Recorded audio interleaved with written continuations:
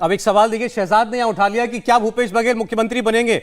सापरा साहब, नहीं, मैं तो आपसे कह रहा हूं भाजपा का बनेगा। देखिए, शहजाद तो इस तरह के सवाल पूछ सकते हैं, लेकिन महत्वपूर्ण बात इसमें है कि 43% कांग्रेस पार्टी ने वो मेंटेन रखा। यानी एंटी इनकम्बेंसी होने के बावजूद और इतने सारे आरोप लगने के बाद और एकदम सेंसेशनलाइज कर दिया पूरे चुनाव को, 508 करोड़ रुपया बीच में ला करके।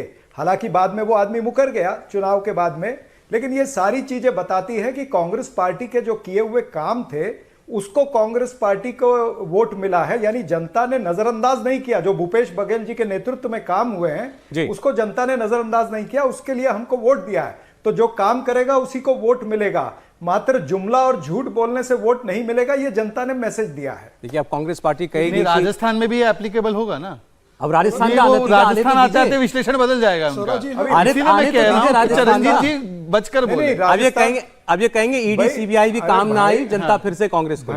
देखिए, ऐसा तो आपको भी बोलना ना। देखिए, ऐसा है कि मैं बड़े सीरियसली एक बात बोलता हूं कि जो मेरा अनुमान है कि भारतीय जनता पार्टी को यदि 1-8% वोट कम भी मिले छत्तीसगढ़ में, हमारी सीट कन्वर्जन बेटर है। और इसीलिए मैं इन आंकड़ों पर अभी कोई सहमति नहीं जता रहा हूं। मैं सम्मान पूरा करता हूं, पर मुझे अभी भी लगता है, ये कोई फीलिंग नहीं, ये साइंटिफिकली मैं कह रहा हूं आपसे कि भारतीय जनता पार्टी की जिस प्रकार से हमें बढ़त मिली है, हमारी सरकार निश्चित रूप। सब लोगों ने यहां ये एक बात जरूर कही कि कि आपका कैंपेन जो था उसमें कोई कमी थी, ये देर से शुरू होना, इसको कह लें, या वहां पर कोई चेहरा ना देना। रेट्रोस्पेक्टिवली हम बहुत सारी चीजों को देखकर इस प्रकार का विश्लेषण कर सकते हैं। उनको थोड़ी रोका जा सकता है ऐसे विश्लेषण के लिए। वो उनका विश्लेषण है, हम उससे स्वीकार्य जरूरी नहीं है, पर वो उनका विश्लेषण है और सम्मानजनक, हम उसको अपनाते भी है। और मुझे लगता है कि हर एक विश्लेषण से कुछ ना कुछ सीखने को भी मिलता है। हर्षवर्धन जी, हाँ, बोलिए, आप बोलिए। मेरा ये कहना था इसमें कि अगर ऐसी स्थिति बनती है, नेक टू नेक होता है बिल्कुल, तो कांग्रेस के लिए बड़ा मुश्किल होगा। टीएस सिंहदेव बनाम भूपेश बघेल में से किससे मुख्यमंत्री बनाए।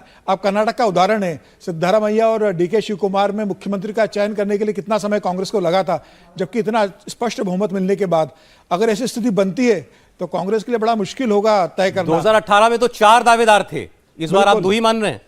हाँ, इस बार तो 2 ही रहेंगे, क्योंकि बाकी 2 कॉम्प्रोमाइज कर चुके हैं। टीएस सिंहदेव लगता है कि मुझे कॉम्प्रोमाइज नहीं करेंगे इस बार।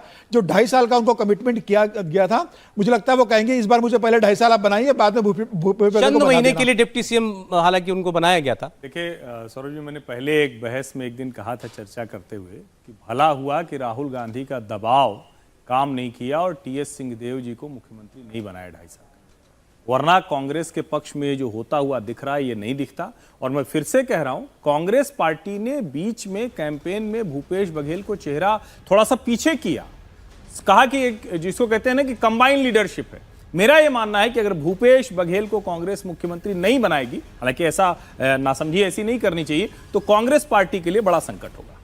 अब अंग्रेजी में कहावत है, putting the cart before the horse, हम वैसा तो नहीं कर रहे हैं मुख्यमंत्री की बात करके। राहुल जी, देखिए, टीएस सिंहदेव ने अपने बयानों में बहुत कुछ कहा है। उन्होंने ये कहा है कि मैं जो हूँ ये मेरा आखिरी चुनाव होगा, अगर मेरे को संकेत दिए अगर मुझे कुछ नहीं मिलता। तो ये बात ज़रूर है कि अगर जो कांग्रेस अगर चुनाव जीतती है तो ये एक कांग्रेस नेतृत्व के लिए भी ट्रिकी मूवमेंट होगा कि कौन जो है मुख्यमंत्री बने। लेकिन अभी वोट शेयर की बात हो रही थी, मैं आपको एक आंकड़ा दे देता हूँ कि 2014 और 2019 के लोकसभा चुनावों के अलावा जो छत्तीसगढ़ में चुनाव हुए हैं उसमें 3% से कभी भी दोनों पार्टियों के बीच में ज़्यादा जो वोट शेयर जो है वो उसका डिफरेंस नहीं रहा है। तो अगर ये चुनाव सर्वे ये कह रहा है कि इतने वोट शेयर बीजेपी और इतना कांग्रेस का आ रहा है और उसमें 2% का वो है, तो मुझे लगता है कि कांग्रेस वहाँ सरकार बनाएगी।